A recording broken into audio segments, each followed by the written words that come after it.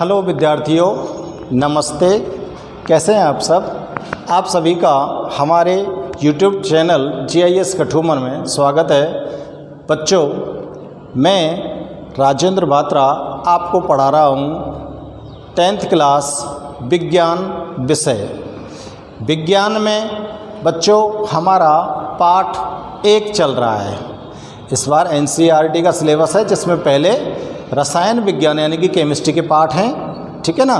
तो पाठ 1 में हम कई वीडियो आपको बना चुके हैं। आप प्रीवियस वीडियो के बेसिस पर देखेंगे, आधार पर देखेंगे कि हमने आपको रासायनिक अभिक्रिया और रासायनिक समीकरण के बारे में समझाया था। रासायनिक अभिक्रियाएं किस प्रकार से होती हैं और किसी भी रासायनिक अभिक्रिया के लिए कैसे हम कोई रासायनिक समीकरण का निर्माण करते हैं, वो आपको मैंने बताया था। और रासायनिक समीकरण को हम कैसे संतुलित कर सकते हैं, ये विधि भी आपको हम बता चुके हैं। और रासायनिक समीकरण को संतुलित करना क्यों जरूरी होता है, ये क्वेश्चन मैं आपको लिखा चुका हूँ। इसके बाद हम आगे बढ़ते हैं रासायनिक अभिक्रियाओं के प्रकार के बारे में, ठीक है ना। तो देखो, कोई भी रासायनिक अभिक्रिया क्या होती है? पदार्थों के अंदर रासायनिक परिवर्तन होते हैं और रासायनिक परिवर्तन से या रासायनिक परिवर्तन को हम क्या बोलते हैं? रासायनिक अभिक्रिया बोलते हैं। तो रासायनिक अभिक्रियाएं विभिन्न प्रकार की हैं। तो सबसे पहले हम रासायनिक अभिक्रियाओं के प्रकार में पहली रासायनिक अभिक्रिया देखते हैं हम, संयोजन अभिक्रिया। संयोजन अभिक्रिया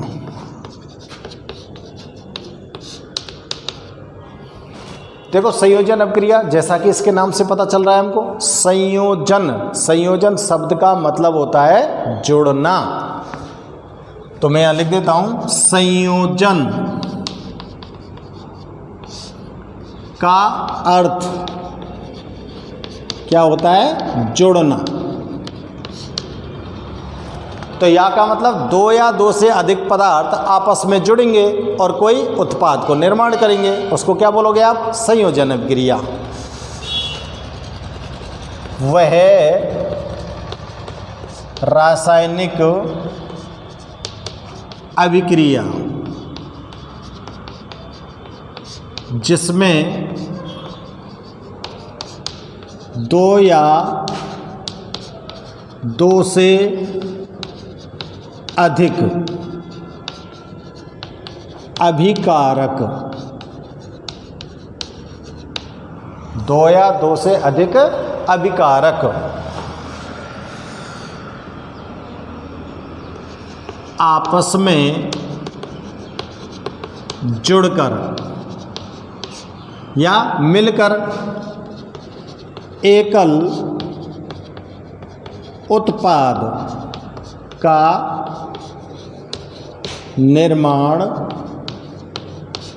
करते हैं, उसे क्या बोलोगे आप? संयोजन अभिक्रिया। संयोजन अभिक्रिया कहते हैं, ठीक है। 2 या 2 से अधिक अभिकारक एक दूसरे के साथ जुड़ेंगे या संयोग करेंगे या मिलेंगे और एकल उत्पाद का निर्माण होगा, तो उसको क्या बोलोगे आप? संयोजन अभिक्रिया। जैसे इसका उदाहरण चेक करो। जैसे मैग्नीशियम का फीता है और उसको आप वायु की उपस्थिति में जलाते हो, तो आपके पास यहाँ पर क्या प्राप्त होता है? मैग्नीशियम का ऑक्साइड। तो देखो, 2 अभिकारक हैं, दोनों अभिकारक एक दूसरे के साथ जुड़ गए और जुड़ने के बाद एकल उत्पाद का निर्माण हो गया है, ठीक है ना। तो इसको क्या बोलेंगे हम? संयोजन अभिक्रिया। अब समीकरण को आप संतुलित कर दीजिए। ठीक इस प्रकार से एक अभिक्रिया और है जिसको बोलते हैं हम कोयले का दहन। देखो, कोयला को हम प्रदर्शित करेंगे कार्बन से, और दहन का मतलब होता है किसी वस्तु को जलाना वायु की उपस्थिति में। तो वायु की उपस्थिति में जलाएंगे तो किसी भी चीज़ को जलाने वाली गैस कौन सी है? ऑक्सीजन है। तो ये कार्बन ऑक्सीजन के साथ अभिक्रिया करेगा और क्या बना लेगा? Carbon dioxide gas. तो ये भी क्या हो गई? ये एक संयोजन अभिक्रिया हो गई, ठीक है ना। इसी प्रकार से एक एग्जाम्पल और लेता हूँ मैं, CH2 double bond CH2 plus H2।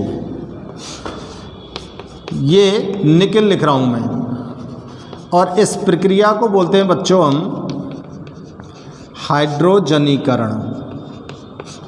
प्रक्रिया का नाम क्या है? हाइड्रोजनीकरण। इस प्रक्रिया में क्या होता है कि ये जो पदार्थ आपने लिया है इसका नाम है एथीन।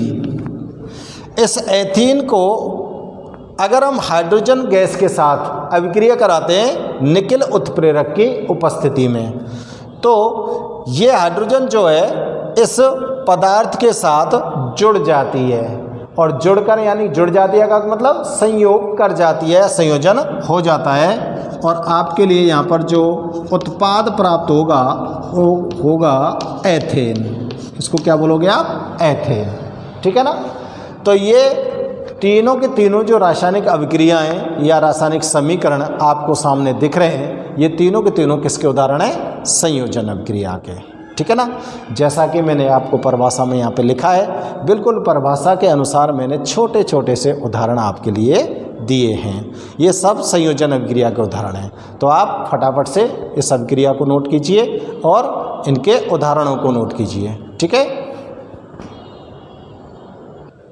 अगली रासायनिक अभिक्रिया चेक करते हैं हम।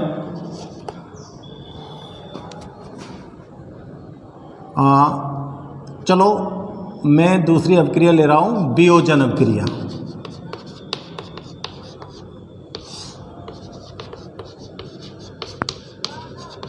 वियोजन अभिक्रिया।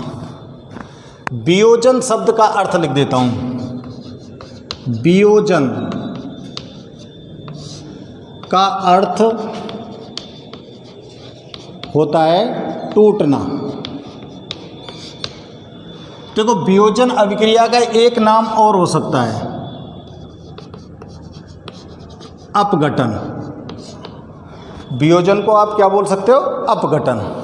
बहुत बार अपघटन अभिक्रिया के नाम से जानी जाती है, बहुत बार वियोजन अभिक्रिया के नाम से जानी जाती है। चाहे अपघटन शब्द आ जाए चाहे वियोजन शब्द आ जाए, दोनों ही शब्द का हिंदी में जो अर्थ होगा वो होगा टूटना। यानी कि इसके अंदर कोई अभिकारक टूटेगा। टूटने का मतलब क्या होता है? जैसे ये अभिकारक है, ये टूटेगा। जब ये टूटेगा तो कम से कम कितने उत्पाद बनेंगे? 2 या 2 से अधिक, 3 या 4 बन सकते हैं। तो क्या परिभाषा हो सकती है? वे रासायनिक अभिक्रियाएं जिसमें कोई एकल अभिकारक टूटकर 2 या 2 से अधिक उत्पादों का निर्माण करता है उसे वियोजन अभिक्रिया कहते हैं। ठीक है ना। तो ये मैं परिभाषा लिख रहा हूँ। वह रासायनिक अभिक्रिया जिसमें कोई एकल अभिकर्मक लिख देते हैं चाहे अभिकारक लिख देते हैं, बात एक ही है। कोई एकल अभिकर्मक टूटकर 2 या 2 से अधिक 2 या 2 से अधिक उत्पादों का 2 या 2 से अधिक उत्पादों का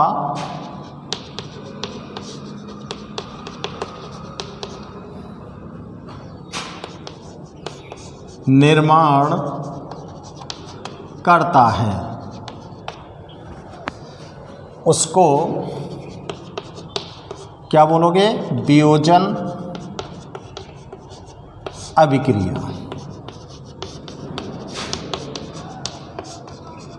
कहते हैं।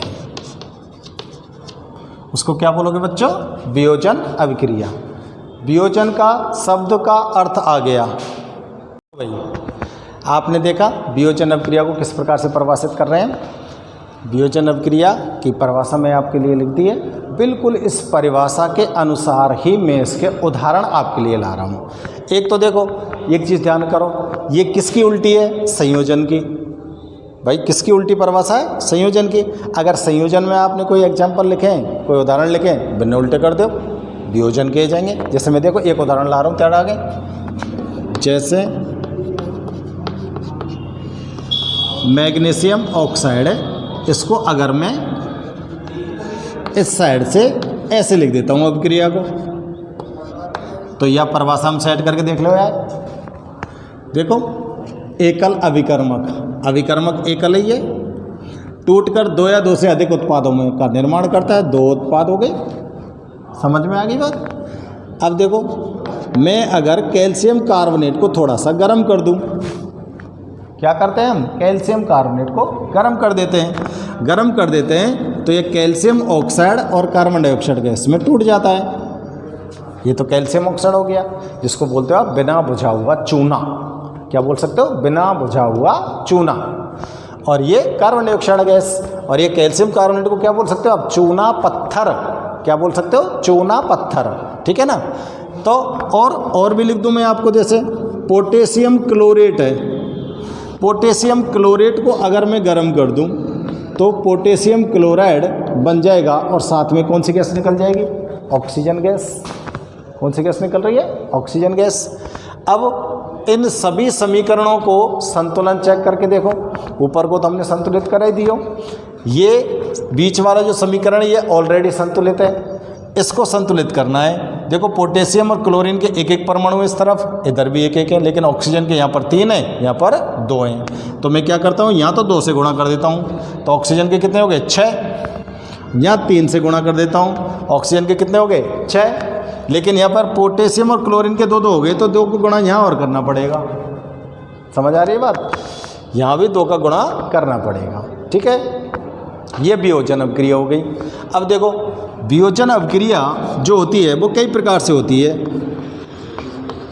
वियोजन,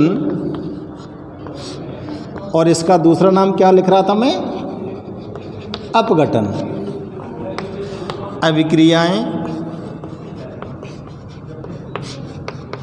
3 प्रकार से होती हैं।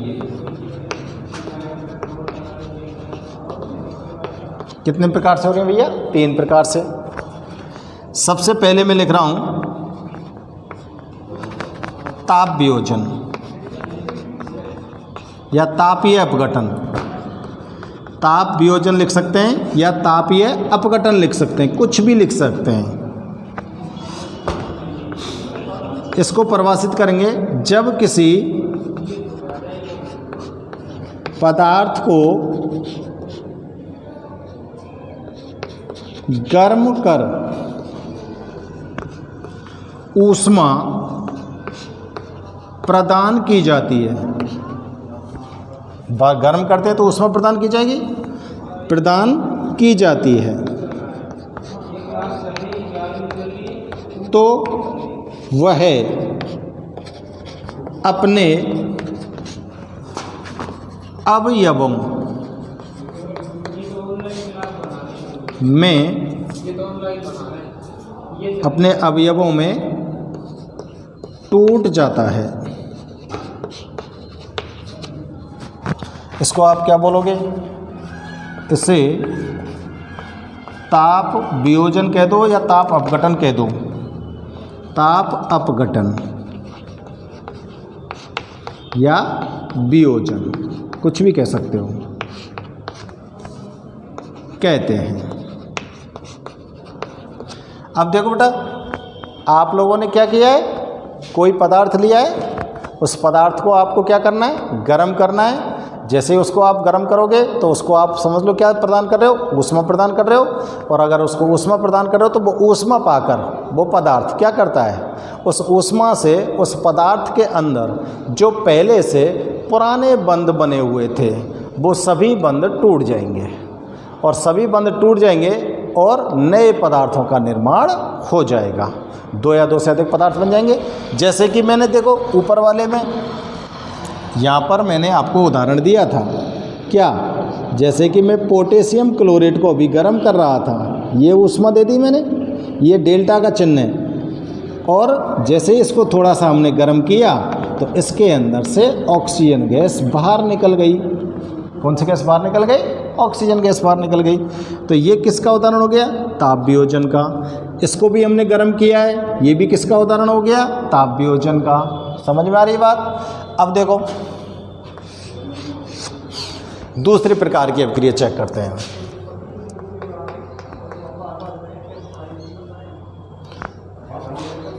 विद्युत वियोजन या विद्युत अपघटन, कुछ भी कह दो, अपघटन कह दो या वियोजन कह दो, इस बात की टेंशन नहीं लेंगे हम। विद्युत अपघटन किसको बोलेंगे? जब किसी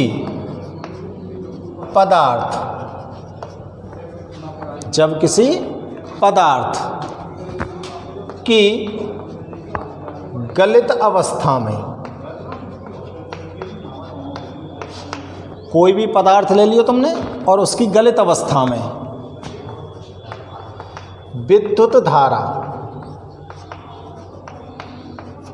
प्रवाहित की जाती है तो वह अपने अवयवों में टूट जाता है।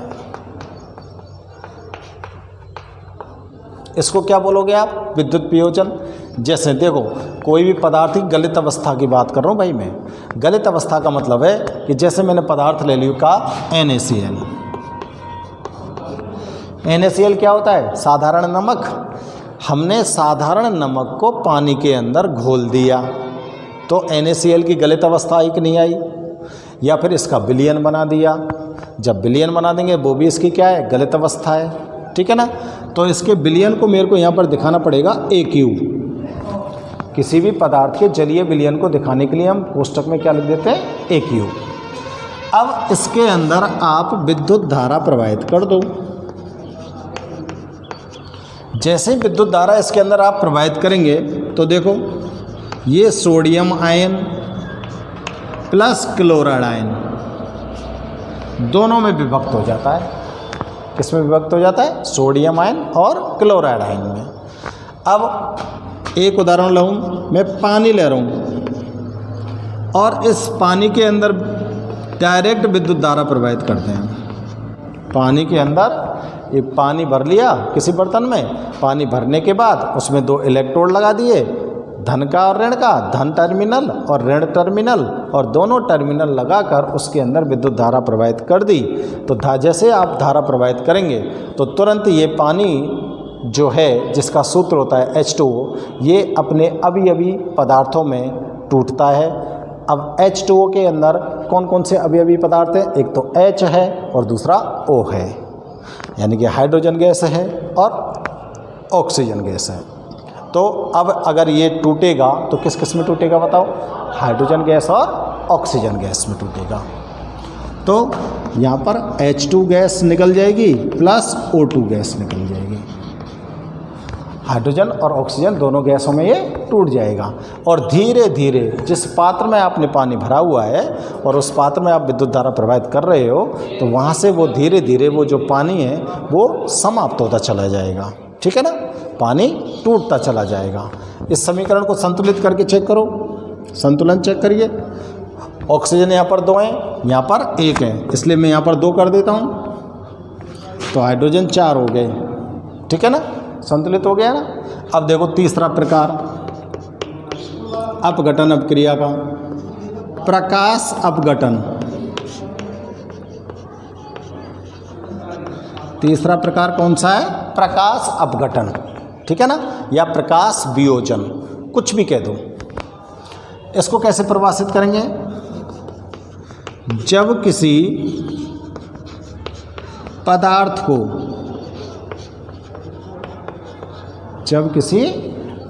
को सूर्य के प्रकाश, पदार्थ को क्या कर रहे हो आप? सूर्य के प्रकाश। ठीक है ना? देखो थोड़ा सा आपको इसको दिखा देता हूं मैं। सूर्य के प्रकाश की उपस्थिति में रखते हैं तो यह अपने अवयवों में टूट जाता है या वियोजित हो जाता है या अपघटित हो जाता है, कुछ भी कह सकते हैं। टूट जाता है, वियोजित हो जाता है या अपघटित हो जाता है, ठीक है ना। जैसे कोई पदार्थ लियो तुमने और वो सूर्य के प्रकाश की उपस्थिति में रख दियो, जैसे सिल्वर ब्रोमाइड ले लिया मैंने। सिल्वर ब्रोमाइड को हमने सूर्य के प्रकाश की उपस्थिति में रख दिया। एच न्यू लिख रहा हूँ मैं। एच न्यू का मतलब होता है प्रकाश की उपस्थिति, ठीक है ना। सूर्य के प्रकाश की उपस्थिति में रखा तो स्टूडेंट्स यहाँ पर सिल्वर प्लस ये ब्रोमीन गैस बनकर उड़ जाएगी। तो इसको संतुलित कर दो। मतलब आप लोग क्या करें, एक प्लेट लें और उस प्लेट के अंदर सिल्वर ब्रोमाइड रख दें और सिल्वर ब्रोमाइड रखने के बाद उसे सूर्य के प्रकाश की उपस्थिति में रख दो। तो उस प्लेट के अंदर जो पदार्थ आपने रखा है उसमें से ब्रोमीन गैस तो उड़ जाएगी, केवल सिल्वर रह जाएगी, यानी कि चांदी शेष रह जाएगी, ठीक है ना। और एक चीज़ और ध्यान रखना, सिल्वर ब्रोमाइड का उपयोग आप लोग कहाँ पे करते हो, फोटोग्राफी में। सिल्वर ब्रोमाइड का हम उपयोग कहाँ पे करते हैं, फोटोग्राफी में। तो बच्चों देखो, ये वियोजन अभिक्रिया मैंने आपके लिए लिख दी। वियोजन अभिक्रिया की परिभाषा लिख दी, उसके एग्जाम्पल्स लिख दिए, और वियोजन अभिक्रिया कितने प्रकार से हो सकती है या अपघटन अभिक्रिया कितने प्रकार से हो सकती है, उसके तीनों प्रकार आपके समक्ष में नोट कर चुका हूँ। और हर एक अभिक्रिया का एक एक या दो उदाहरण मैं आपको दे चुका हूँ, ठीक है ना। तो आप फटाफट से इनको नोट करेंगे।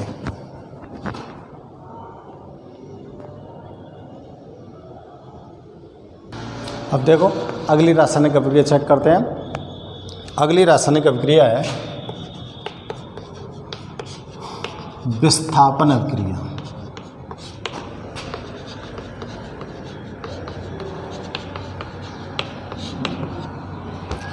अब देखो, ठीक जैसे संयोजन को अर्थ बताया मैंने तैयार काजे, वियोजन का अर्थ बताया था, ठीक उसी प्रकार से विस्थापन शब्द का ध्यान में रखेंगे।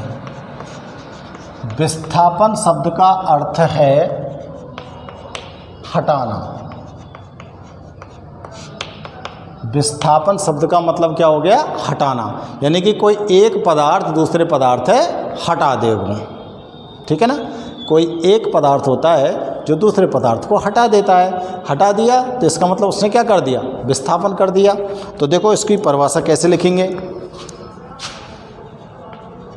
वह रासायनिक अभिक्रिया जिसमें, वह रासायनिक अभिक्रिया जिसमें कोई अधिक क्रियाशील तत्व, कोई अधिक क्रियाशील तत्व अपने से, कोई अधिक क्रियाशील तत्व अपने से कम क्रियाशील तत्व को उसके लवण विलयन, उसके लवण विलयन से हटा देता है, उसे विस्थापन अभिक्रिया कहते हैं। कैसी रासायनिक अभिक्रिया, अपने से कम क्रियाशील तत्व को अधिक सक्रिय तत्व होगा वो, और अधिक सक्रिय तत्व जो होगा वो अपने से कम सक्रिय तत्व को उसके लवण विलयन से क्या कर देगा, हटा देगा। उसको क्या बोलेंगे, विस्थापन अभिक्रिया बोलेंगे, ठीक है ना। तो देखो जैसे यहाँ पर कॉपर सल्फेट का विलयन लिया हमने, लवण विलयन है, और इसके अंदर हमने थोड़ी सी जिंक डाल दी, जिंक के टुकड़े डाल दिए। तो ये अभिक्रिया इस प्रकार से संपन्न होती है, जिंक सल्फेट का निर्माण हो जाता है और कॉपर अलग हो जाता है। तो इस अभिक्रिया को कैसे समझाएंगे विस्थापन अभिक्रिया के द्वारा। यहाँ पर बताओ किसने किसको हटाया, भाई जिंक ने कॉपर को उसके लवण विलयन से हटा दिया और इसका निर्माण हो गया और ये दूर कर दिया। तो अब बताओ किसने किसको विस्थापित किया? तो यहाँ पर आपका जवाब होना चाहिए कि जिंक ने कॉपर को विस्थापित कर दिया। अब मैं पूछता हूँ यहाँ पर अधिक क्रियाशील तत्व कौन है? तो आपका जवाब होगा अधिक क्रियाशील तत्व जिंक है और कम क्रियाशील तत्व कौन है? कॉपर है। ठीक है ना? तो यहाँ पर अधिक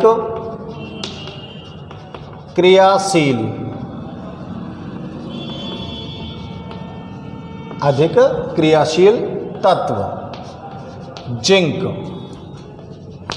अपने से कम क्रियाशील तत्व कॉपर को, जिंक क्या करता है? अधिक क्रियाशील है, कॉपर कम क्रियाशील है। ये अपने से कम क्रियाशील तत्व कॉपर को उसके लवण विलयन का है कॉपर सल्फेट से विस्थापित कर देता है। मैंने सारी चीज़ें क्लियर कर दी हैं इसमें आपको। रासायनिक अभिक्रिया के अंदर जो भी चीज़ें प्रश्न पूछने वाले थे वो सारे प्रश्न बता दिए आपको कि किसने किसको हटाया। जिंक ने कॉपर को हटाया। तो अधिक क्रियाशील कौन रहा? जिंक रहा। कम क्रियाशील कौन रहा? कॉपर रहा। तो अब अगर इसमें लवण विलयन से एक तत्व हटा है और दूसरा उसका स्थान लिया है तो कौन सी अभिक्रिया हुई है? विस्थापन अभिक्रिया। ठीक है ना? चलो एक और एग्जाम्पल मैं आपको देता हूँ। देखो,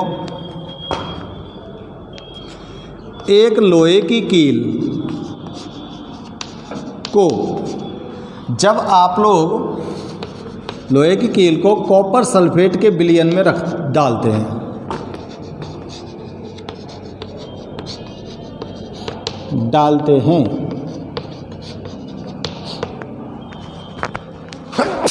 सॉरी, लोहे की कील को आपने कहाँ डाल दिया है? कॉपर सल्फेट के विलयन में। तो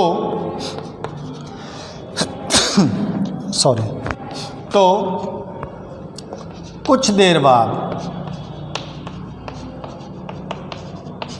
बाद क्या होता है? CuSO4 विलयन का नीला रंग, इसका रंग कैसा होता है? नीला रंग गायब हो जाता है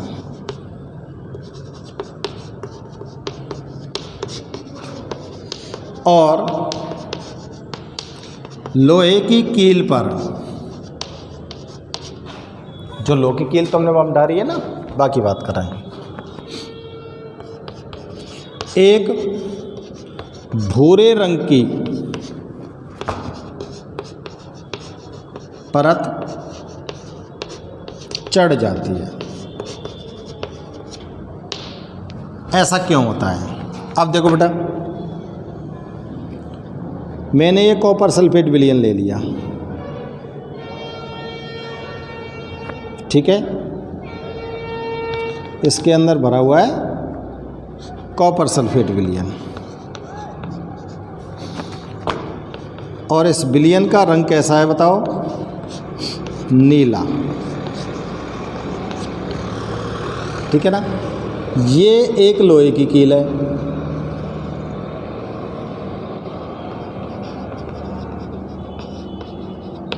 अब इस कील को मैं डाल रहा हूं इसके अंदर, समझ के? कील को कहाँ डाल रहा हूं मैं? इस पात्र में।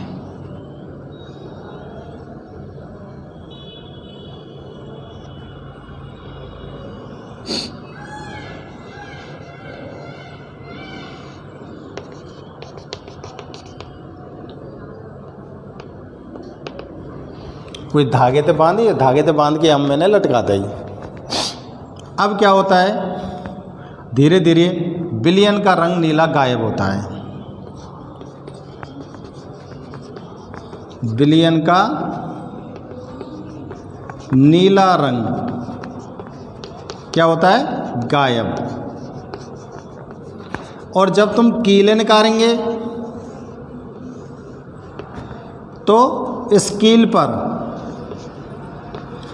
एक भूरे रंग की परत चढ़ गई।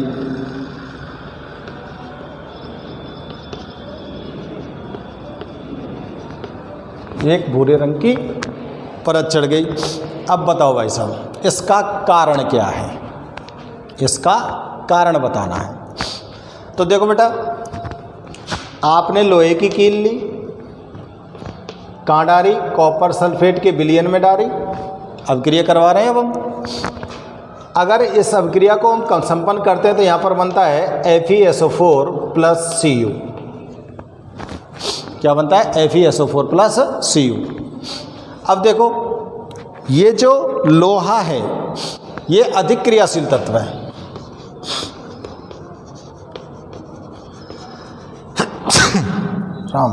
सॉरी। और Fe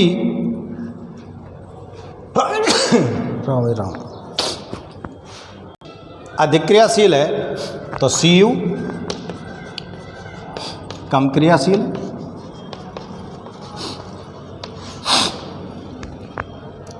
अब अधिक क्रियाशील Fe कम क्रियाशील Cu को उसके लवण विलयन से विस्थापित कर देता है, और विस्थापित जब कर देता है तो अब इस विलयन के अंदर जो चीज़ बनेगी वो क्या होगी? वो होगी FeSO4। विलयन के अंदर जो चीज़ प्राप्त हुई है आपको, वो क्या प्राप्त होगी? FeSO4। और FeSO4 का रंग नीला नहीं होता, इसलिए नीला रंग गायब हो जाता है।